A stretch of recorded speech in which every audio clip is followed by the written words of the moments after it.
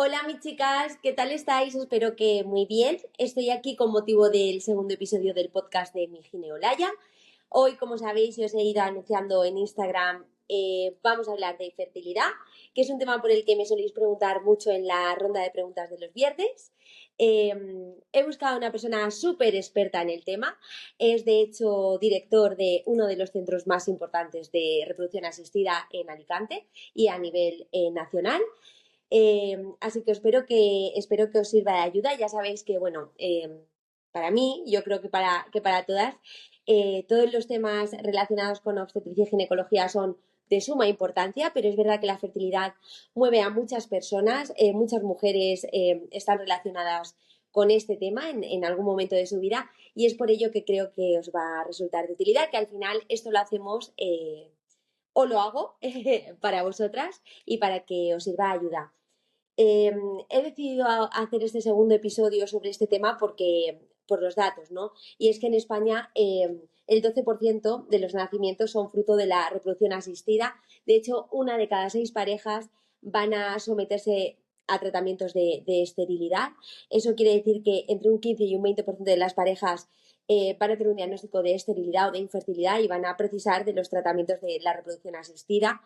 Me he apuntado aquí unos datos que me han parecido importantes y llamativos, y es que España es líder en Europa en tratamientos de fertilidad, con una media de 140.000 ciclos al año realizados.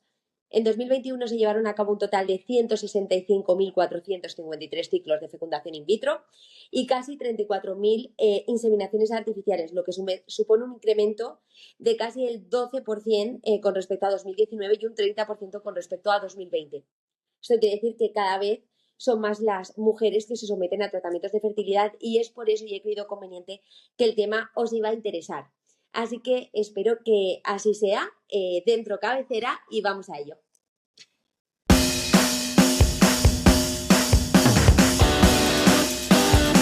Bienvenida al podcast de mi Olaya, un espacio creado para evadirnos del estrés y de los agobios del día a día. Un rinconcito muy nuestro, donde hablaremos de obstetricia y ginecología, pero en un idioma que todas podamos entender. Hablaremos también de otros temas interesantes que girarán siempre en torno a la mujer, porque si de algo estoy orgullosa es de dedicar mi vida a la salud y el bienestar de las mujeres. Bienvenida a tu podcast, un podcast hecho y pensado para nosotras. Voy a hablar hoy con un experto en el tema que va a resolver las preguntas más frecuentes sobre fertilidad.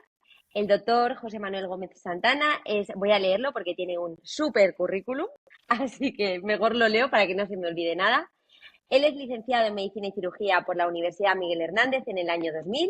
Es especialista en obstetricia y ginecología desde 2005. Obtuvo la suficiencia investigadora desarrollada en el Departamento de Ginecología y Obstetricia de la Universidad Miguel Hernández en 2003. Posee el nivel 3 de ecografía acreditado por la SEGO y tiene formación específica en cirugía endoscópica, especializada en cirugía ginecológica mínimamente invasiva, laparoscopia e histeroscopia.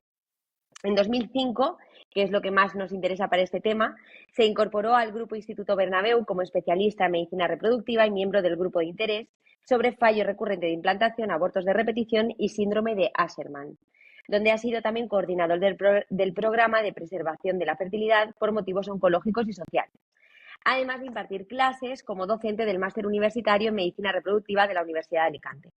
Más tarde se incorporaría al servicio de ginecología y obstetricia del grupo IMET Hospitales desde 2015 a 2024, formando parte también de su unidad de medicina reproductiva.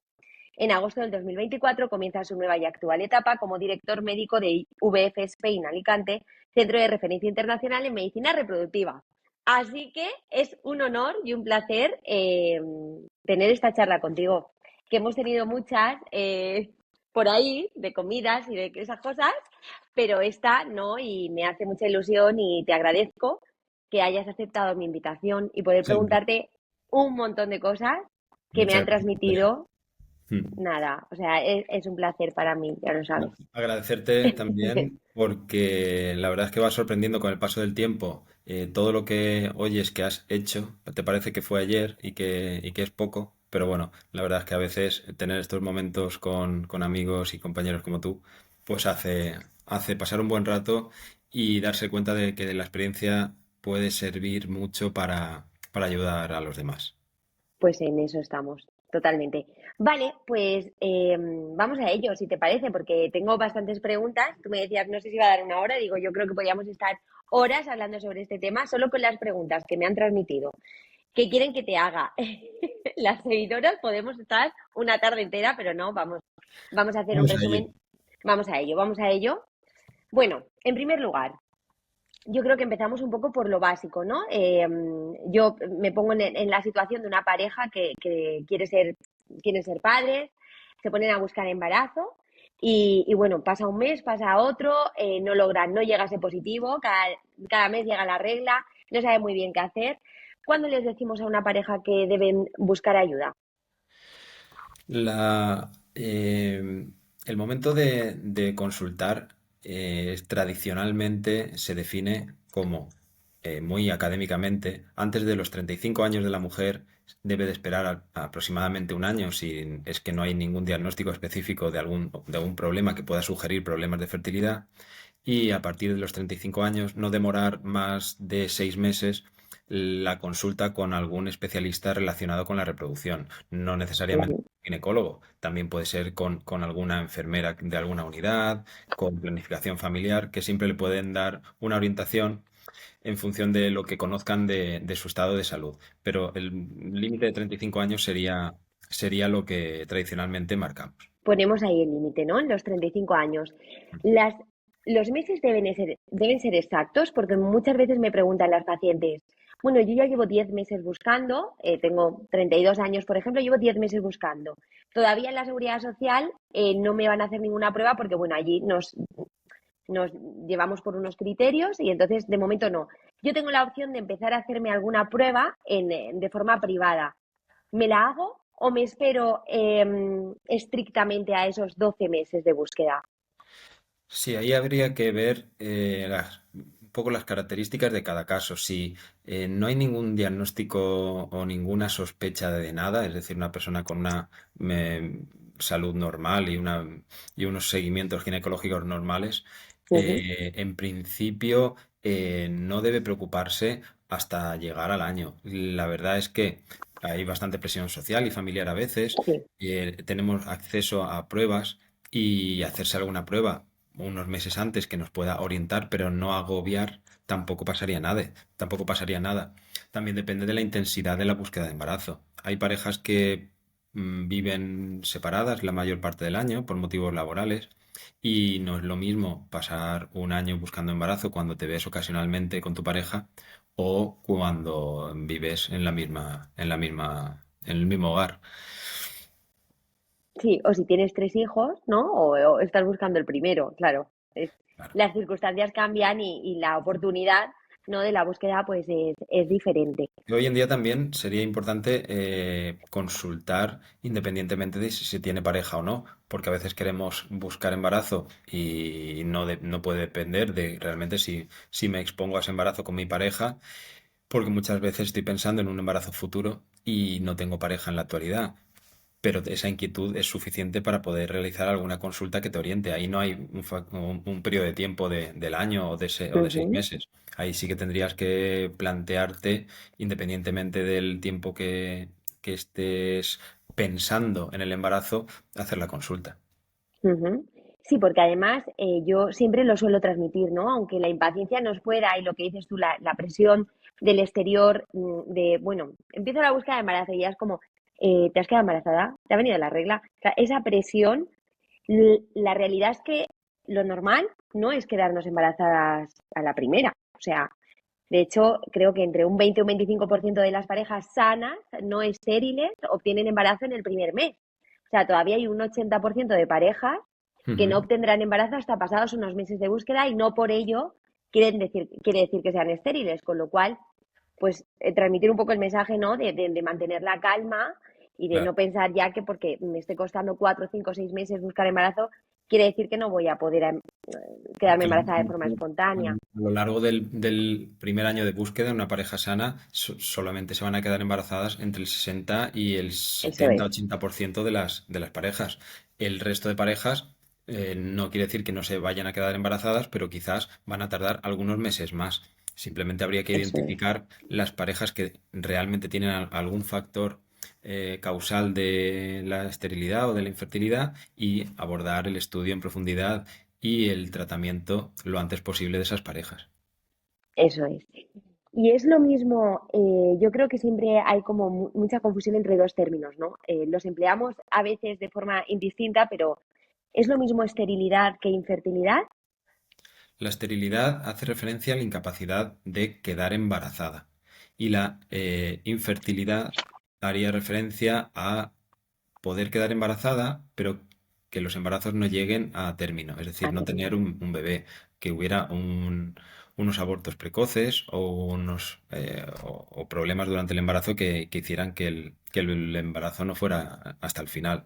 Lo que pasa es Ujú. que, bueno, son dos términos que, pues, a veces suenan muy parecidos y en la calle, en los medios de comunicación o en conversaciones más informales, normalmente los podemos tratar de una manera similar. Incluso a veces Parecida. como nos entendemos, como entendemos realmente a lo que nos referimos, incluso el ámbito médico, eh, a veces podemos incluso decir la palabra que Sí. pensamos que mejor va a entender la pareja con la que estamos hablando para que Mm. realmente nos entienda independientemente de que sea infertilidad o esterilidad. No vamos a corregir en la terminología a una Sí. pareja que nos dice que tiene esterilidad o tiene Ujú. infertilidad cuando a lo mejor es lo contrario. Pues evidentemente Sí, yo entiendo como infertilidad las parejas con abortos de repetición, ¿no? Es como la definición más Sí, exacto. clara, ¿no? Pero muchas veces, como eso parece que es claro, pero la pregunta que va a continuación es, pero yo soy fértil, no soy fértil, entonces entras, es difícil, es Sí, difícil. Mm. sí. ¿Y cuáles son las causas más frecuentes de esterilidad? Las causas más frecuentes, yo creo que a la hora de hablar de esterilidad, a partir de ahora, y normalmente en los debates, cuando hablamos de las causas más frecuentes incluimos tanto esterilidad como infertilidad, porque al final Ujú. lo que buscamos es que haya un embarazo que acabe A y término. que haya un bebé. Ujú. Entonces, cuando hablamos de las causas de infertilidad o de esterilidad, estamos hablando de lo mismo. Las causas más frecuentes hoy en día son las relacionadas con la reserva ovárica de la mujer.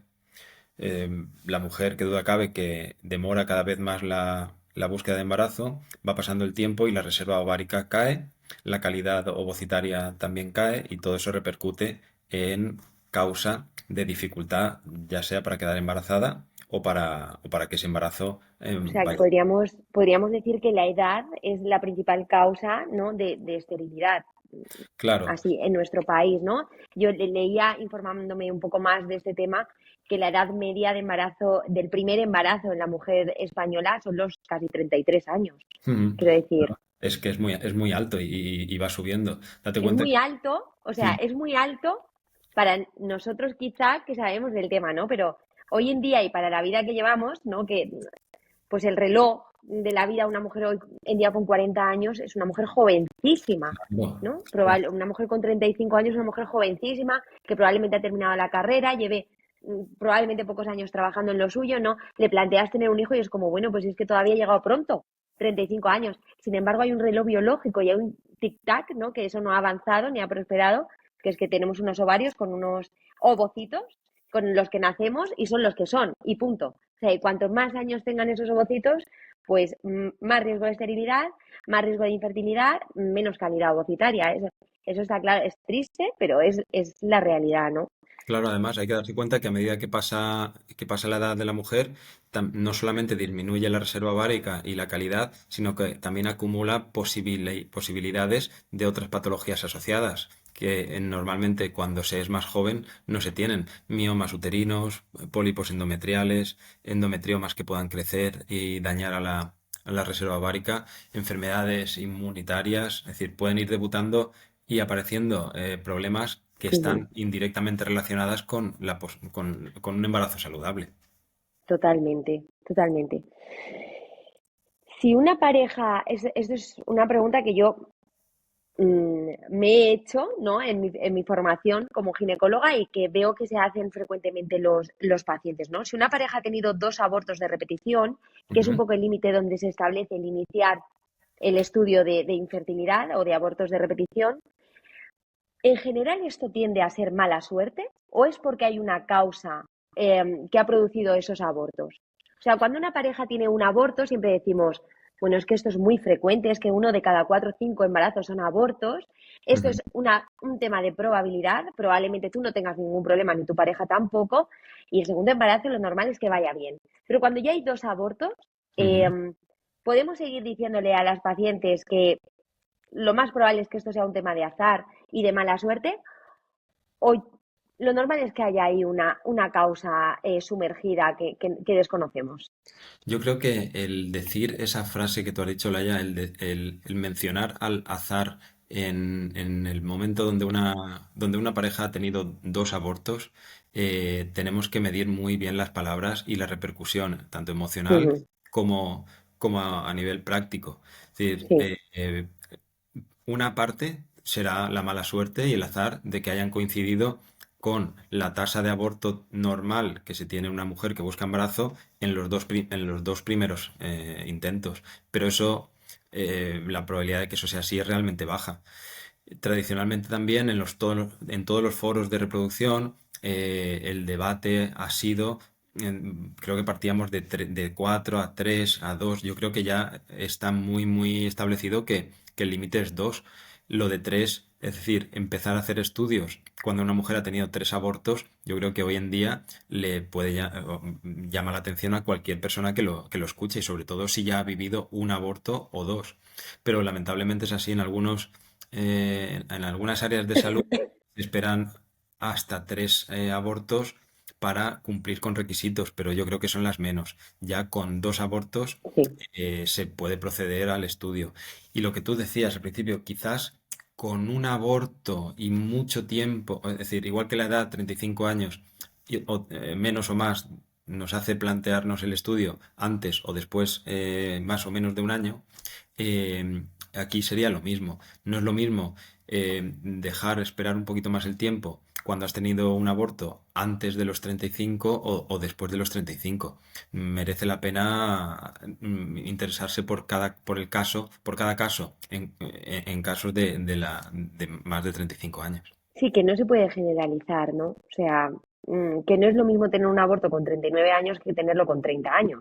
Claro. Y así con dos, claro. O sea, hay Mm, que contextualizar, ¿no? Y siempre individualizar cada caso en concreto para hacer una indicación o hacer una afirmación de cualquier tipo. Está mm. claro. Vale, ¿y se suele llegar a la causa en la mayoría de los casos? ¿Qué porcentaje hay de esterilidades de causa desconocida? Que no se quedan embarazados, pero no llegamos cuál es, qué está propiciando esa esterilidad. La esterilidad de origen desconocido, como yo explico a mis pacientes, es el título de un capítulo de un libro. Es decir, si nos atrevemos a escribir un capítulo donde diga no sé qué es lo que ocurre, es que realmente eso en sí ya nos indica qué es lo que tenemos que interpretar o qué es lo que tenemos que hacer. Es decir, está muy estudiado que en algunos casos no llegamos a ningún tipo de diagnóstico. Descartamos todo lo que conocemos, pero no llegamos a establecer un diagnóstico y por tanto sería una esterilidad o infertilidad de origen desconocido. ¿En qué porcentaje, José, pasa eso? Alrededor del 20-30% podría ser atribuible a esterilidad de origen desconocido. Lo que pasa es que últimamente, con el desarrollo de la inmunología de la reproducción, muchas veces casos que eran de origen desconocido hace unos años, ahora podemos atribuir ciertas anomalías en la inmunidad que probablemente tengan algo que ver. ¿Cuánto? Pues no sabemos cuánto tiene que ver cada cosa y también si Ujú. en un aborto o en un no embarazo tras una transferencia embrionaria es eso lo que ha tenido lo que ha sido el responsable o en cada caso la Otra causa. responsabilidad ha sido otra. Vale. ¿Suele haber más factor masculino o suele haber más factor femenino? Por lo que me has dicho antes de la edad, deduzco que el factor suele ser más femenino. Sí, el factor siempre, nosotros somos algo más sencillos en todo y en esto también. Para lo bueno y para lo malo. Sí, sí. Entonces, el factor masculino está presente, pero el factor masculino severo como causa única lo vemos cada vez menos. Es decir, tendemos a tener mujeres con diagnóstico de subfertilidad por la edad, a las cuales tenemos que hacerles tratamientos de reproducción asistida, y ya el hecho de hacer un tratamiento de reproducción asistida tipo fecundación in vitro o donación de ovocitos, ya estamos superando, estamos pasando la barrera o el límite en el cual anteriormente indicábamos la fecundación in vitro por factor masculino.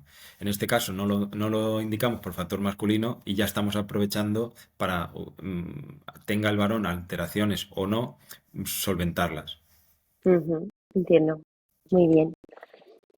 O sea que es más sencillo tratar una causa masculina, entiendo. O sea, una esterilidad con un factor masculino. Yo no lo diría así, porque es más difícil identificar con un seminograma, es decir, las pruebas Son más que sencillas. tenemos que hacer y la interpretación de las mismas es más sencillo. Si tenemos un seminograma normal con buena movilidad de espermatozoides, la morfología, el número, bueno, puede haber algún tipo ya de alteración más en profundidad, la fragmentación del ADN o alguna causa genética en el cariotipo del varón. Podrían haber otra serie de cosas, pero aparentemente no está repercutiendo en la causa de la esterilidad. Entonces es más sencillo quizás diagnosticar de normalidad. Cuando diagnosticas de anormalidad, el tratamiento es que ha de ser una fecundación in vitro con una Ya. microinyección, con un ICSI, con la microinyección del espermatozoide dentro del óvulo. Y evidentemente, pues el tratamiento, si consideras que no hay que calentarse mucho la cabeza a la hora de decidir el tratamiento, pues va a ser una fecundación in vitro. Vale. Cuando vienen, o sea, cuando van a tu centro una pareja que ya diagnosticamos con una esterilidad porque llevan los meses que hemos dicho buscando embarazo y no lo han conseguido, ¿cuáles son las primeras pruebas que se realizan? O sea, entran por la puerta y ¿qué hacemos con esta pareja? Lo primero, como tú bien sabes, es hacer una buena anamnesis, una buena historia clínica Muy y importante. efectivamente, porque a veces por querer ser un poquito más rápidos o intentar dar con la tecla rápido, pueden pasar desapercibidos factores o cosas de la historia de la salud de esa pareja que pueden tener una repercusión tanto en el diagnóstico o como parte del tratamiento que pudieras hacer un tratamiento u otro. Entonces, la historia clínica es extremadamente importante. Y después, relacionada con la reproducción, está muy claro que en el varón, ya lo hemos dicho, un seminograma que nos va a indicar el punto de partida del factor masculino, es decir, si aparentemente tiene algo que decir en el problema que la pareja tiene. Y en el caso de la mujer hay que valorar la reserva ovárica y el estado de los genitales interiores. Es decir, tenemos que ver que la reserva ovárica sea buena y tenemos que ver que el útero y los ovarios y las trompas son normales. Aparte de eso, se pueden hacer otros análisis, otros estudios en sangre, como es el estudio de enfermedades metabólicas tiroideas, enfermedades diabetes, alteraciones de la Tromofilias, ¿no? coagulación, Ujú. las trombofilias. Entonces, con una analítica de sangre a la mujer, una ecografía vaginal como las que hacemos en cualquier consulta ginecológica y una muestra de semen para el varón, podríamos tener el punto de partida para tener una opinión de cómo ayudar a esa pareja. Punto de partida, pero ¿con esto suele ser suficiente? ¿O en la mayoría de los casos tenemos que ir un poco más allá?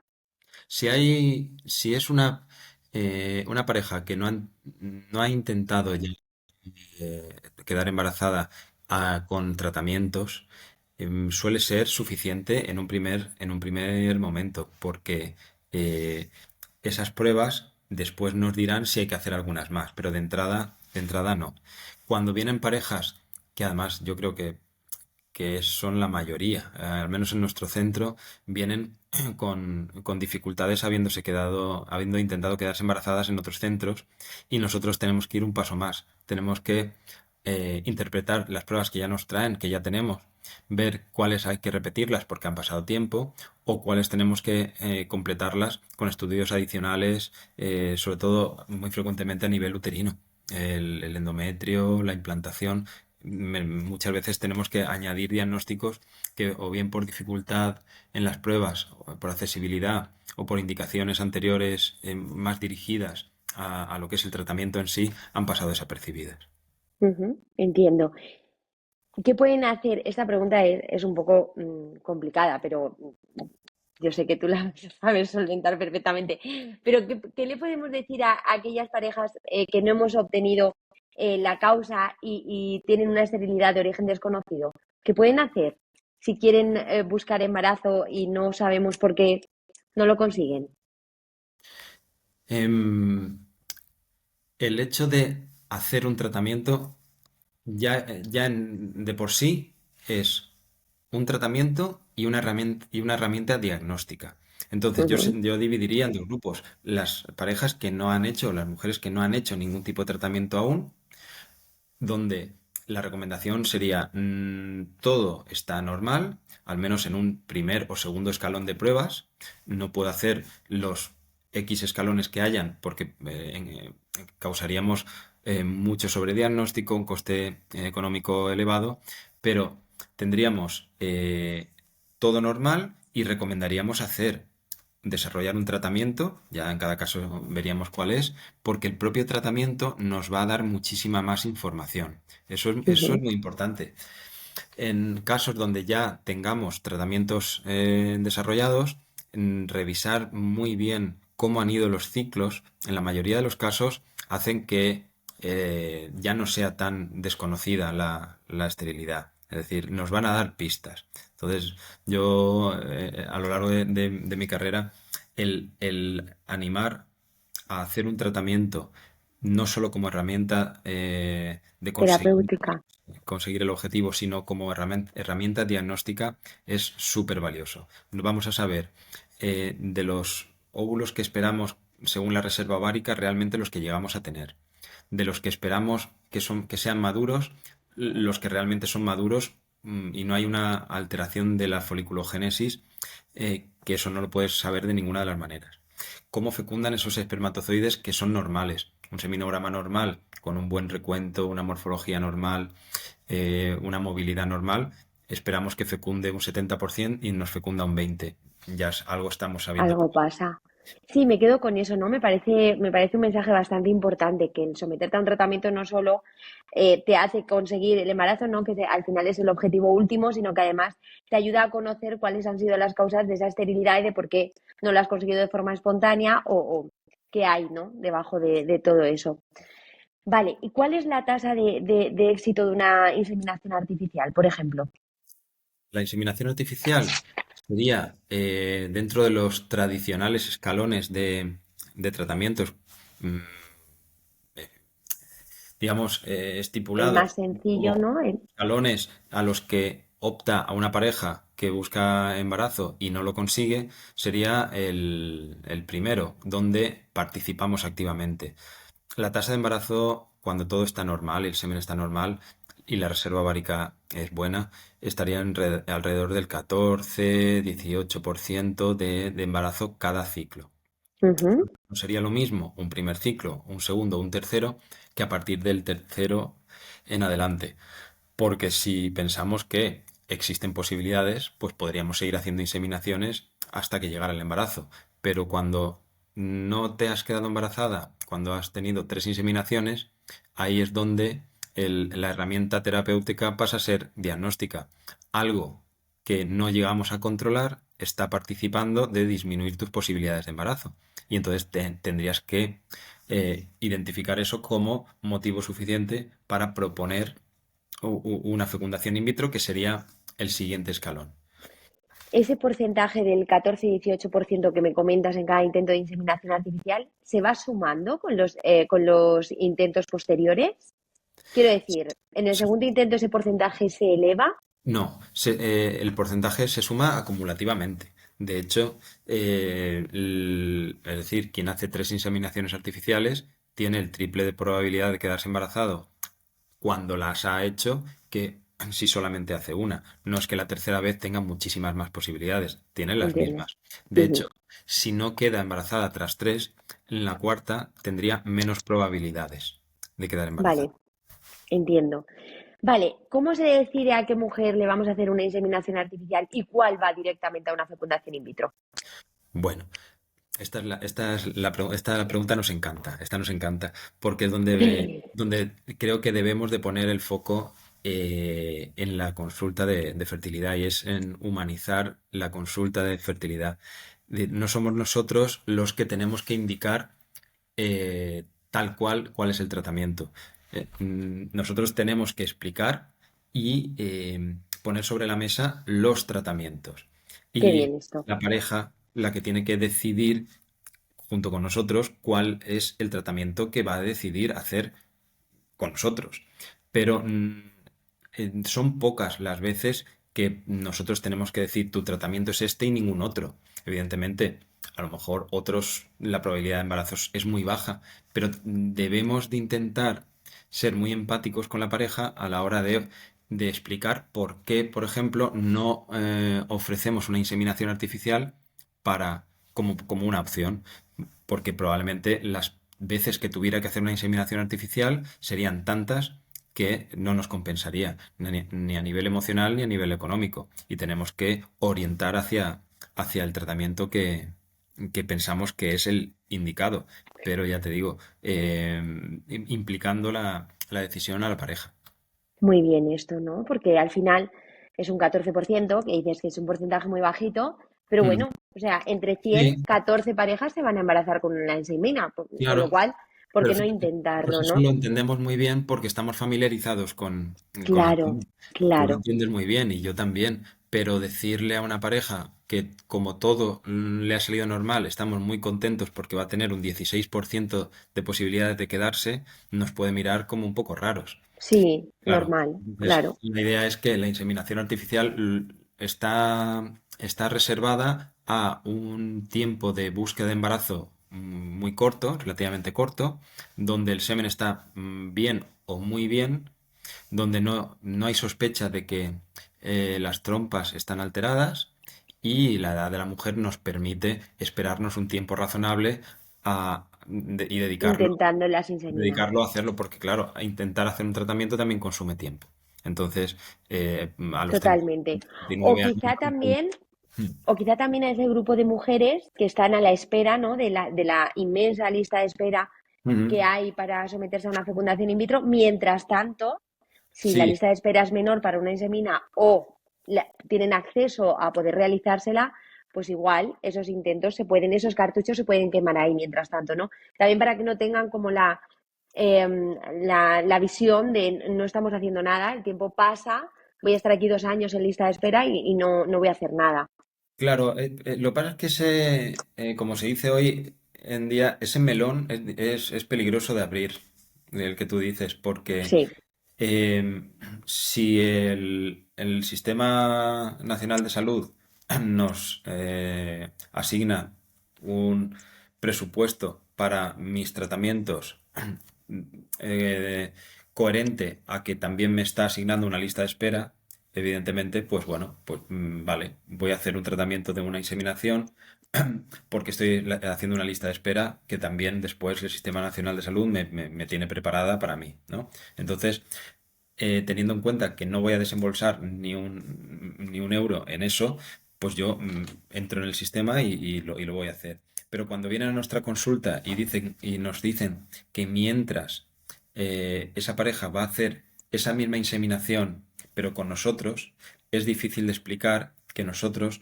no vemos adecuado gastar un recurso económico y emocional con la inseminación, puesto que su tratamiento no es la inseminación y por eso está sino en la riesgo. fecundación in vitro, entiendo. Si no le, si no le va a costar nada de sus ahorros y sus ahorros lo va a destinar a algo que el sistema de la seguridad social no le incluye, eh, como es una fecundación in vitro, pues la persona debe pensar dónde destina sus, Sí, sus recursos, ¿no? Tanto recursos. económicos como emocionales, como bien Claro, dices. claro. Y no, digamos, no porque en la seguridad Ya, social, la típica frase, no porque en la seguridad social me vayan a hacer una inseminación, la inseminación es mi tratamiento. ya, ya. Mm. Es que, claro, es lo que dices tú, esto es un buen melón. Esto es Sí, un buen melón porque Pues porque al final el Sistema Nacional de Salud no llega hasta donde llega, hay Ujú. unos recursos, llega hasta donde llega, hay muchas listas de espera, es un tema muy delicado, muy complicado, porque pues conlleva un desgaste físico, emocional, y actuar a contrarreloj, ¿no? Y esto supone pues un estrés a todos los niveles en las parejas, que es muy importante, ¿no? Entonces, pues Dentro de los centros públicos, en el último, este año tuvimos aquí en Alicante, dentro de la Comunidad Valenciana, la reunión de los centros de reproducción asistida de los centros públicos y fue muy interesante porque ya esta inquietud ya se vive en los centros públicos, sabiendo que juegan con recursos muy limitados. limitados. Ya están haciendo ellos mismos estudios comparando si realmente se le está dando posibilidades de embarazo a esas mujeres, añadiéndoles inseminaciones artificiales hasta que llega a la lista de espera, o esos recursos redirigirlos a que la lista de espera. Acortar la lista de espera, ¿no? Y habían unos estudios súper interesantes, no recuerdo ahora los detalles, pero tratando de comparar las mujeres que se quedaban embarazadas con esas inseminaciones, comparándolas con el mismo grupo, que le acortabas un mes la lista de espera, 2 meses la lista de espera, y con esos recursos, dependiendo del área, si conseguías hacer la fecundación in vitro antes, tenías más probabilidades de que se quedara embarazada Que que haciendo las inseminas, haciéndole inseminaciones. O sea que eso eso es muy interesante. claro. Y nosotros, cuando los recursos son de la propia pareja o de la propia mujer, tenemos que siempre en la mesa también poner eso. Ser más cuidadosos, efectivamente. No pensar en si un tratamiento vale más o vale menos. Vale lo que vale, por arriba o abajo, pero que la mujer no destine gran parte de su presupuesto a tratamientos que quizás no son los más rentables. Entiendo.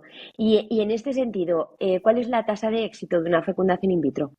La fecundación in vitro, dado que damos muchos más pasos dentro de lo que es la biología, de lo que está pasando ahí dentro, la probabilidad de embarazo asciende entre el 40 al 60%. Claro, es que ya, quiero decir, es otra cosa, ¿eh? Tanto la probabilidad Es otra cosa. como la información que nos da. Es decir, ahí la probabilidad de que una mujer, tras 2 o 3 transferencias embrionarias, quede embarazada con una fecundación in vitro, ya empieza a acercarse al 70 o al 80%. Entonces, eso ya suena mejor. Eso ya suena Hombre, que voy a comenzar un camino que no es fácil, pero al final del camino el 80% de mujeres se van a quedar embarazadas. Y el 20%, si siguen peleando, probablemente también. Es decir, yo siempre transmito esto, ¿no? A las pacientes que están en la consulta de fertilidad. Siempre les transmito un poco eso, que al final es un camino arduo muchas veces, ¿no? Costoso a todos los niveles, que desgasta muchísimo, tanto a nivel individual como a veces incluso la pareja, pero que al final nos tenemos que centrar un poco en el objetivo, ¿no? Al final el objetivo es conseguir un bebé sano, ¿no? Y una mamá sana, y tienen que poner su foco en eso, independientemente de que el camino sean 6 meses, 8 o 13. O sea, al final es sí, conseguirlo, y el mensaje que transmitimos al final es que en la mayoría de los casos se consigue, ¿no? claro. Y al final es eso lo que hay que pensar. A veces cuesta más, otras veces cuesta menos, pero Ujú. ese es el sentido. Sí. Vale, ¿y esta tasa de éxito cambia cuando se donan los gametos? Cuando hay donación, cuando hay ovocitos donados. Claro, justo ahora que me habías planteado el tema del porcentaje de embarazo, estaba pensando en las diapositivas que preparamos un poco para apoyarnos en las consultas, para mostrar a las pacientes, donde en las gráficas es donde se ve muy claramente la diferencia a partir de determinada edad de óvulo propio u óvulo donado. Cuando tu probabilidad de embarazo con tus óvulos se reduce por edad, porque, a ver, antes estábamos hablando de que al final, si lo intentas y si lo intentas, lo vas a conseguir, pero en ese camino está la transición, si así lo deseas y lo estimas que te cuadra, la transición a utilizar óvulo de donante cuando tu óvulo ya no tiene calidad suficiente. El, El ejemplo extremo sería cuando una mujer ya tiene una menopausia implantada o por algún motivo médico le han quitado los ovarios, no tiene óvulos para poder quedar embarazada. Entonces, el utilizar un óvulo de una mujer joven, sana, estudiada, para poder ser fecundado y transferido a su útero es lo que le va a dar una probabilidad de embarazo incluso más alto que cuando lo hubiera intentado con sus propios óvulos, si ella lo hubiera intentado con sus propios óvulos. Y esas Increíble. gráficas son muy importantes para que la pareja o la mujer vea realmente que es algo biológico, que no es que estamos jugando con la calidad de nuestro laboratorio o si yo te voy a poner una pauta mejor de medicación o peor, sino que la biología está detrás de todo. Ujú, entiendo. ¿Y en qué casos se propone realizar un tratamiento con ovocitos donados? ¿No? En los casos en los que vemos que la reserva ovárica ya de por sí de entrada es bajita, o siempre solemos dar alguna oportunidad de hacer una fecundación in vitro con nuestros ovocitos propios y en caso de fallar, como decíamos antes, del poder diagnóstico, ¿no? de la FIP, pues ya vemos que no y entonces vamos con los ovocitos donados. La tendencia es a siempre dar una oportunidad. Es decir, la mujer, excepto en casos muy extremos, debe conocer las probabilidades que tendría intentándolo con sus propios ovocitos. Y Ujú. dado que nada es imposible, muchas veces parte del camino a recorrer es experimentar ese intento de exprimir al máximo las posibilidades con sus propios ovocitos y haber dado ese paso es gran parte de la aceptación que necesitas para poder dar el paso a óvulos de donante. Lo que es cierto es que muchas mujeres ya son súper conscientes, están súper entrenadas, saben muchísimo de todo esto y nos vienen, como decías tú, a no hacerse la prueba, sino con la prueba ya hecha y nos dice, esta es mi reserva ovárica, ¿qué es lo que tengo que hacer? Claro, cuando esa Claro, reserva ovárica te la aporta la paciente y además sabe que tiene un recuento de folículos antrales prácticamente nulo, es ella la que ya se ha informado de que con sus óvulos lo tiene muy difícil y ya algo ha meditado respecto a la ha hecho donación. ese procesamiento, ¿no? Psicológico que también O es necesario. el conocimiento de la técnica, pero el procesamiento muchas veces pasa por el intentarlo con sus propios óvulos. Lo que pasa es que hay que ser consciente, con 44 años, la probabilidad de embarazo para conseguir... no sé si quieres que te muestre alguna diapositiva de las que tengo, si se puede compartir pantalla. ¿Sí? Claro, ¿Sí? vamos a intentarlo, sí, claro. Venga, vamos a ver. Que debo de tener por aquí esto. A ver.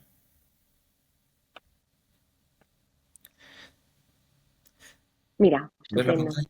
Sí. Sí, perfectamente. Precisamente esta diapositiva es que es muy chula porque nos basamos en la predicción de probabilidad de un nacimiento, es decir, ya contamos eh, con la fecundación, la parte del varón, etcétera, para la criopreservación electiva de óvulos, es decir, para las mujeres que congelan óvulos. Entonces, Ujú, si te das cuenta, aquí a la izquierda tenemos el 100% de nacido, ¿vale? Y, sí, y bajo el número de óvulos que necesitarías. Entonces, cuando tenemos y las curvas, la azul es la donante de óvulos y la morada sería una mujer de 44 años, ¿vale? vale, Entonces, si a una mujer le obtenemos 10 óvulos en una fecundación in vitro, ¿vale? sí, Si tiene 44 años, tiene menos de un 10% de quedar embarazada, de tener un recién nacido, vivo. ¿vale? Y Ujú, una donante tiene casi un 80. Entonces, eso es muy fácil de ver que una mujer que viene con 40 años, que sería esta gráfica, esta línea, sí, la roja. sí, la roja es la de 40, exacto. Esta de aquí, ¿vale? Ujú, La roja, para tener un porcentaje de embarazo del 80%, que es el que más o menos nos cuadra, ¿no? Por ser un número redondo, deberíamos tener entre 40 y 50 óvulos. cosa que es muy poco razonable para la edad propia de los 40 años. Entonces, cuando la mujer ya sabe los óvulos que puede llegar a tener, se da cuenta de la probabilidad de embarazo que puede tener con ese número de óvulos. Pero es que estoy viendo que con 36 años, que yo Sí, lo veo muy cerca, sí, con 36 años necesitamos 20 ovocitos sí, maduros para exacto. obtener una tasa de un porcentaje de nacido vivo del 80%. Claro, O exacto. sea, ojo, cuidado, que Tienes que no son tener pocos. una muy buena reserva ovárica para con 38 años tener unas tasas de embarazo del 80%, efectivamente, que son los tratamientos que tenemos que implicar a la mujer para que crea que se puede quedar embarazada, pero muchas veces tiene que conseguir no solamente, aquí ya podríamos desarrollar el tipo de tratamiento, no solamente en la primera estimulación, sino en varias estimulaciones poder obtener, acumular embriones y hacer un estudio genético de los embriones. Esto ya es un poco diseño de tratamientos, ¿vale? Ya. Aquí también en esta se puede ver las tasas de aborto por la edad, ¿vale? Esto es muy llamativo, pero es que además Pero es así. se percibe en la gráfica y se percibe en la consulta, en la práctica clínica diaria. Quiero decir, es que es Eso, muy llamativo. sí, Lo de la edad es esa, increíble. sí, esa es muy llamativa. Y creo que tenía otra por aquí muy chula que, mira, ahora mismo por aquí no la tengo, así que no te voy a entretener con esa. Vamos a ver. No, no, para nada, todo lo contrario. Bien, y esto ya te lo había preguntado. Y luego, en cuanto a la criopreservación de ovocitos, ¿no? Que Sí. justo has sacado esa diapositiva. Mm. ¿En qué casos recomendamos que una paciente criopreserve sus ovocitos? Eso es una pregunta súper frecuente, ¿no? Yo mis pacientes que tengo siempre me dicen, Olaya, el año que viene ya cumplo 34, no tengo pareja, ¿qué hago? ¿Cuándo los congelo? ¿O, no, o nunca me espero a tener pareja? ¿Qué es lo indicado? Sobre este tema también hay hasta congresos de estar 2 días hablando sobre esto, o sea, le encontramos, hay chicha en todo. Pero yo al Ujú. final, para poder llamar la atención sobre el tema, lo que suelo decir es que siempre voy a tener un argumento para decir que ahora es el mejor momento para ti. Es decir, si me lo preguntas cuando tienes 28, voy a encontrar un argumento súper bueno para que lo hagas ya. Y si tienes 40, Vale. te voy a encontrar un argumento también para que lo hagas ya. Porque O sea, solamente el hecho de que estés preguntando sobre ello es que detrás hay algo ya hay que una causa que te está si impidiendo, lo ¿no? El haces, embarazo si lo haces, espontáneo, claro. Bueno, no necesariamente el embarazo espontáneo, la simplemente búsqueda. que si lo haces, te vas a beneficiar frente a no hacerlo. Es decir, tú estás preguntando, a ver, en algunos casos la pregunta es porque hasta dentro de 2 meses mi pareja no viene de Filipinas y ya nos vamos a ver. Pues hombre, si no, evidentemente, Espérate 2 meses, ¿no? las ahora, pero entre que 2 meses no tiene sentido.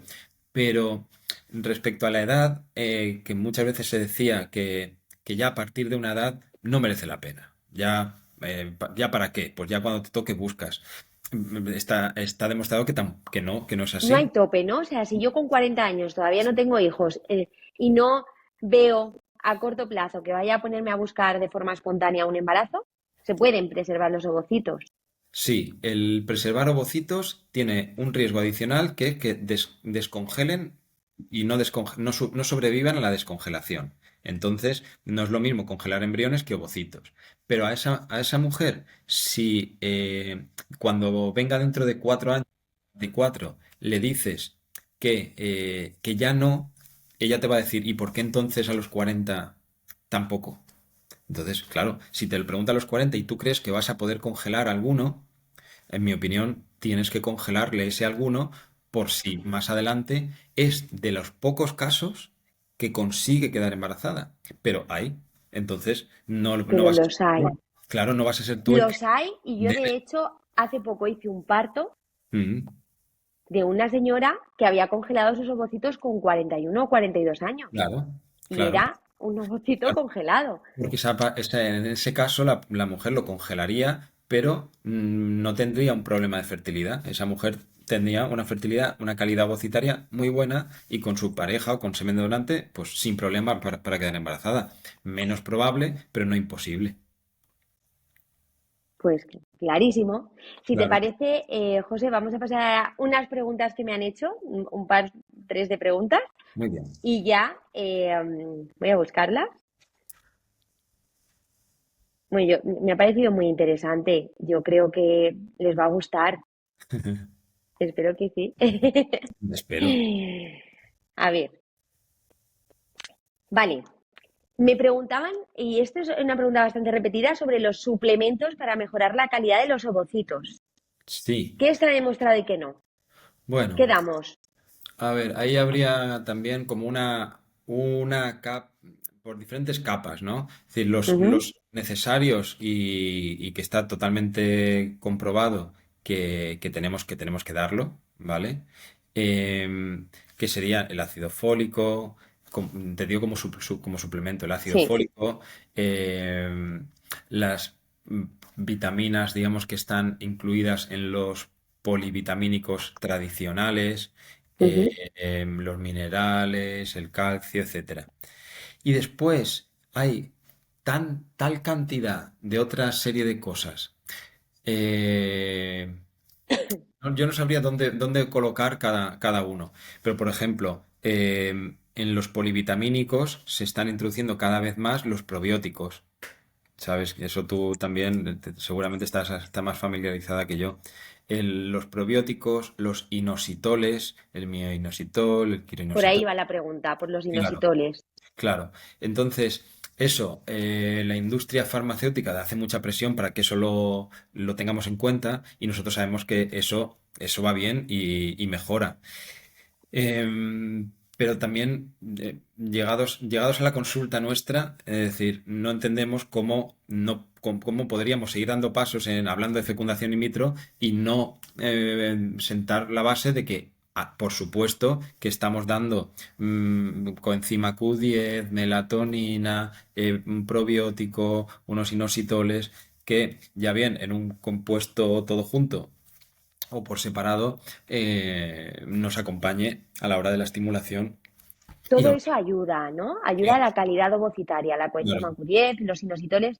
Claro, milagros, milagros no. claro, milagros no, pero evidentemente si a veces pasa, ¿no? Que haces un tratamiento, has congelado embriones, vas a hacer otro para hacer un diagnóstico genético con todos o algo, y de repente dices, uy, ¿estás con las vitaminas? Y la propia paciente dice, uy, esta vez se me han olvidado. Porque claro, lo tomó con mucha intensidad al principio y en la segunda estimulación pues no lo está tomando y dice, pues vamos a ello, oye, y los dos decimos, pues mira, se nos ha olvidado. Y empezamos con ello, de nuevo. Me acabo de dar cuenta que se me ha olvidado preguntarte sobre el diagnóstico genético preimplantacional, Sí, que es que cuándo se realiza esto, ¿no? sí, O eso sea, es más importante. Eso es más importante, porque cuándo se realiza vamos a enlazarlo con esto. Y es que todo ayuda, pero el embrión que implanta es un embrión genéticamente normal. Entonces, dos cosas quería decir. Una, cuando hemos hablado de las pruebas iniciales, seminograma, antimuleriana, recuento de folículos, ecografía, vitamina D, tiroides, etcétera, cuando vamos a adentrarnos en tratamientos, el cariotipo, que es el estudio genético en sangre de ambos miembros de la pareja, es muy importante tenerlo. El 98% de las ocasiones va a ser normal, normal. ¿vale? Pero, como digo yo, ya vamos a estar manipulando eh, células que pretendemos que genéticamente sean compatibles con implantar. No tiene sentido que por motivos de accesibilidad no hagamos una prueba genética que es en sangre, es sencilla y no es muy cara, y después desarrollemos un ciclo a ciegas. Es decir, esa parte genética de las personas implicadas sería muy importante. Tenemos pacientes que vienen de otros países donde la accesibilidad a ese estudio genético es súper complicada, por coste, por petición, y a veces nos vemos en la situación de que es necesario. De hecho, para donar un óvulo o para donar un embrión, una pareja que ya ha tenido un embrión que ya ha tenido un embarazo y quiere donar otro embrión que tenía congelado, no lo puede donar si no tiene un cariotipo, la paciente, porque tiene Fíjate. los requisitos legales. Y la genética trasladada al embrión, solamente el embrión genéticamente normal es capaz de implantar. Y el embrión genéticamente normal puede implantar o no hacerlo. Pero el estudio genético nos ayuda a seleccionar mejor los embriones que vamos a transferir a la mujer con el objetivo de que aborte menos y que le cueste menos tiempo llegar a su embarazo. ¿Por qué? Porque sacamos de la ecuación, sacamos del juego los embriones que pudiéramos ya conocer de antemano que seguro que Que van a son anómalos. un fallo de implantación, un aborto o después un problema en el embarazo. No podemos llegar a todas las anomalías genéticas, pero sí que podemos al menos seleccionar. De primeras, no es algo que se realiza una pareja que va a someterse a su primer ciclo de fecundación in vitro y de los que no conocemos más detalles, ¿no? Quizás esto se le suele ofrecer a aquellos pacientes que tengan pues abortos de Edad, repetición. sí, por edad sí se recomienda, Vale, porque estaba buscando antes la diapositiva esta, que las curvas de normalidad por edad, hay un momento de edad que de repente los embriones ¡frum! Suben y llegan a ser el 95% anormales. Es decir, cuando llegas a 44 años, el 95% de tus embriones van a ser anormales y por eso caía la probabilidad de embarazo. y esta es la causa de los abortos, ¿no? Y Que esa los es abortos sean mucho más frecuentes a estas edades. Entonces, si podemos estudiar el embrión con el PGTA antes de transferirlo, no vamos a mejorar las probabilidades de embarazo, simplemente vamos a acortar el tiempo y El a tiempo, disminuir el sufrimiento. que es muy importante. Claro, claro. Es muy importante. Vale, una última pregunta Bien. y ya te dejo. Encantado. Se ha pasado rapidísimo, tenías toda Me la razón. alegro, me alegro, me alegro. A ver,